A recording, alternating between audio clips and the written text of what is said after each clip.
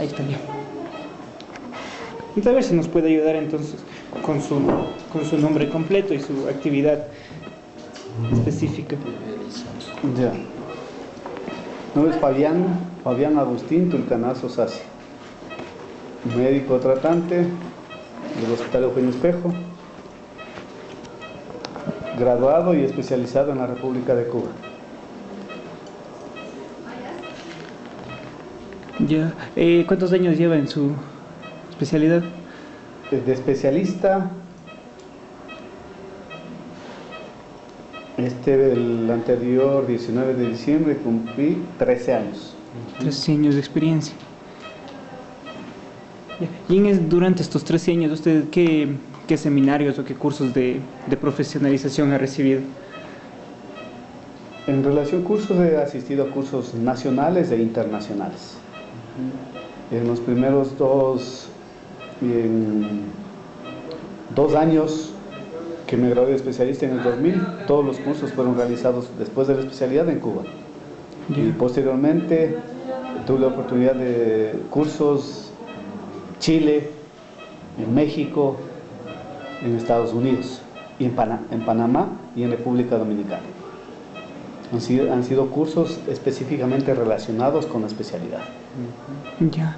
Y ahora, ¿en qué consiste su especialidad o cuál es su práctica específicamente? Mi especialidad es la gastroenterología, la rama encargada de estudiar el tracto digestivo y glándulas anexas que van desde la boca al ano. Y las glándulas anexas serían el vaso, el hígado, el páncreas y el vaso. Esas serían las ramas, las estructuras anatómicas en las cuales está inmersa mi especialidad. Ya. Y cuando usted realiza un chequeo o sería una observación de estos cuerpos, ¿cuánto tiempo emplea? Aproximadamente para examinar completamente un paciente entre 25 a 30 minutos, que son las normas internacionales.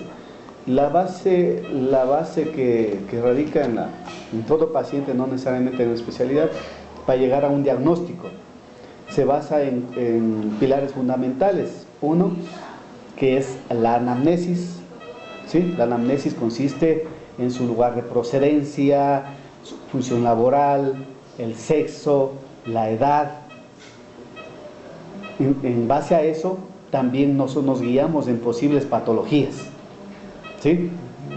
Por ejemplo, una enfermedad laboral también nos orienta. La edad nos orienta. O sea, por lo tanto, la anamnesis es un pilar fundamental dentro del diagnóstico de cualquier entidad, no solo de la gastroenterología, sino eso es la base fundamental, es igual que el cimiento de un arquitecto.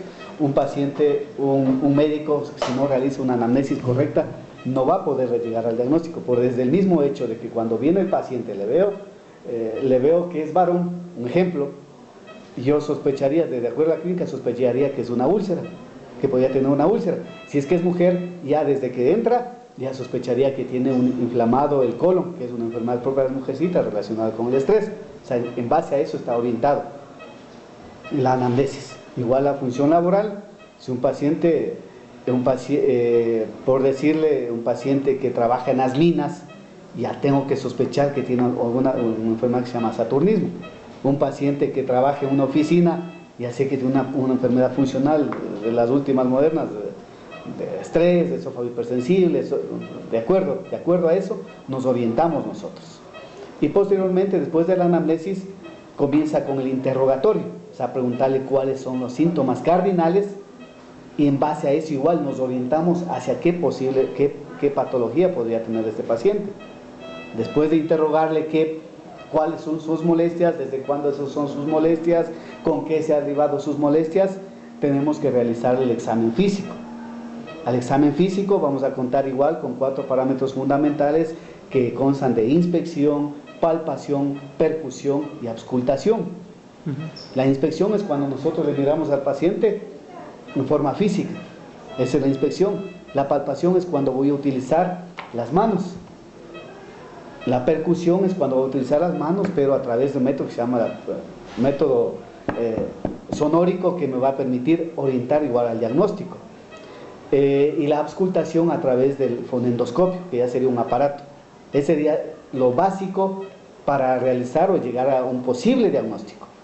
Y posteriormente los complementarios, como decís, el complemento es un complemento para poder llegar a un posible diagnóstico.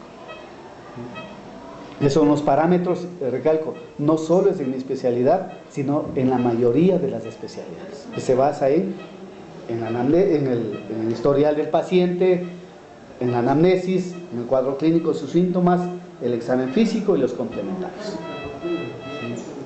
Ya. ¿Y usted en qué circunstancias realiza esta práctica médica? Prácticamente es en todos los pacientes que vienen a consulta por primera vez. A todos los pacientes. A todos los pacientes.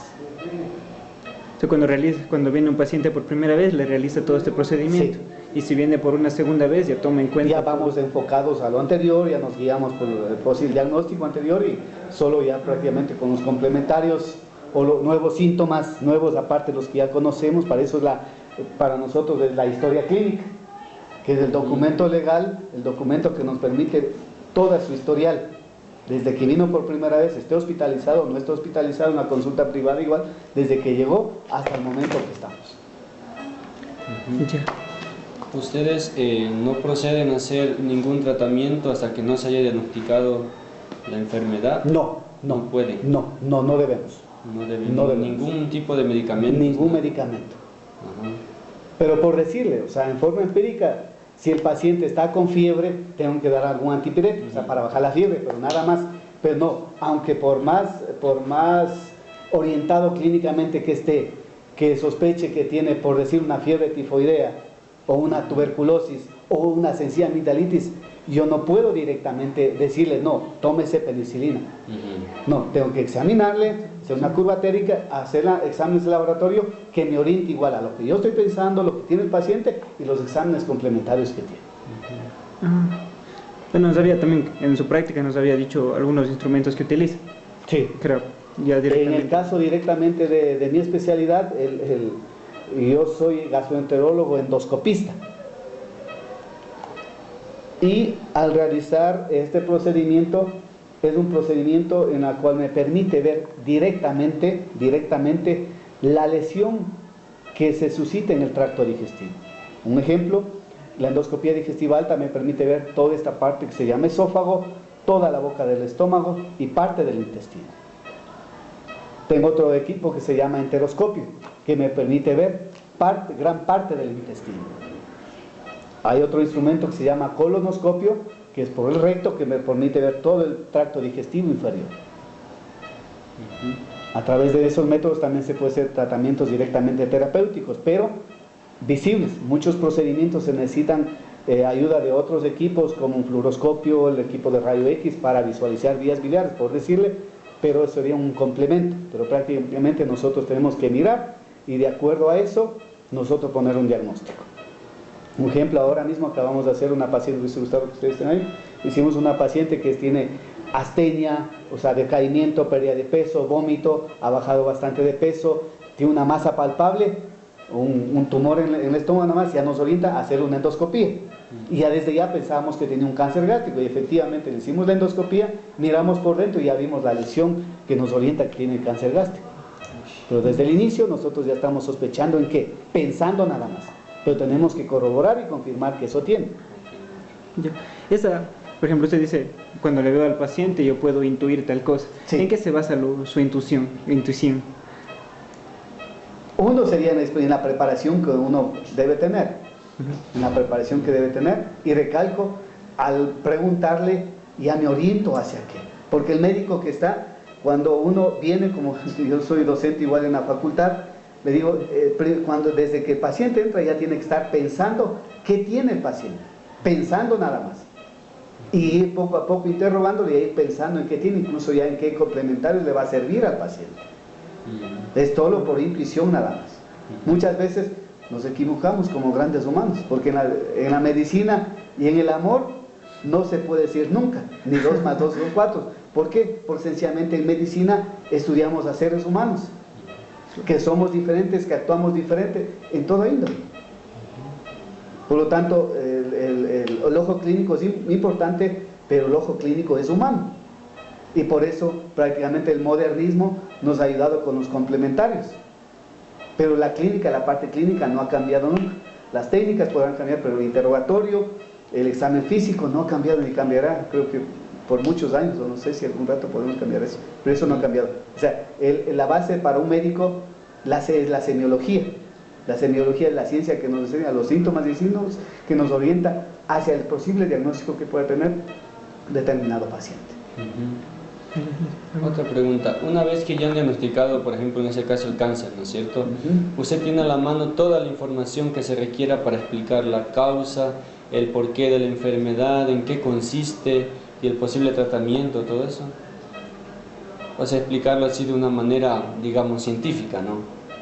O sea, la enfermedad, por ejemplo. Claro, porque un ejemplo, si estamos en Ecuador, estamos hablando de cáncer gástrico, la incidencia, ya solo por casuística, ya solo por epidemiología, podemos ver, el cáncer gástrico es muy frecuente en Ecuador, en Chile, en parte de Colombia y en Costa Rica. Si estamos en ese país ya tenemos que pensar en que este paciente tiene, o sea, por la misma área geográfica, por la presencia de una bacteria que se llama Helicobacter pylori, que es propio de los países subdesarrollados, ya podemos estar pensando que puede tener este paciente. O sea, uno de los causales puede ser el Helicobacter, porque se ha demostrado que uno de los causales del cáncer gástrico es el Helicobacter, que es una bacteria productora de gastritis, de úlcera, de linfoma y de cáncer. Desde ahí ya estamos orientando qué puede ser. Otra es, en algo nos ayuda el medio socioeconómico. Generalmente están pacientes de bajos recursos que no se alimentan adecuadamente. ¿Por qué? Porque la hipersecreción gástrica, al no alimentarse adecuadamente, es un caldo de cultivo adecuado para que ese ácido caiga en la mucosa y le lesione. Y reforzando con la presencia del Helicobacter pylori. O sea, si nos orientamos, clínicamente nos orientamos igual, muchas veces el grupo de sangre también nos orienta. Si el grupo O positivo, generalmente el cáncer gástrico es frecuente el A, pero con nuestro medio nosotros tenemos O, que equivale la gente de afuera al O, nosotros al grupo O positivo. O sea, desde ahí ya vamos enfocados.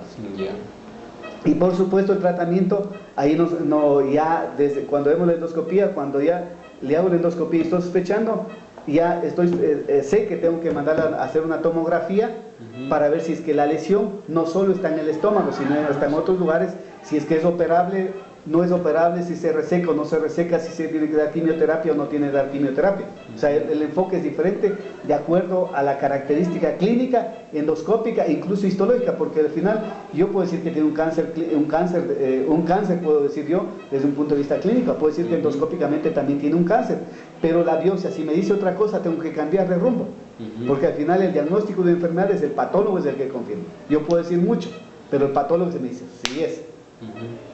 Nosotros, un ejemplo estaba montando anteriormente, yo ya le indico la tomografía, pero espero el histopatológico para definir qué voy a hacer, porque eso también depende del tipo histológico, o sea, el tipo de células que tenga ese paciente para poder orientar el diagnóstico y posible solución o no posible solución, o hablar directamente lo que hay con el paciente o el familiar.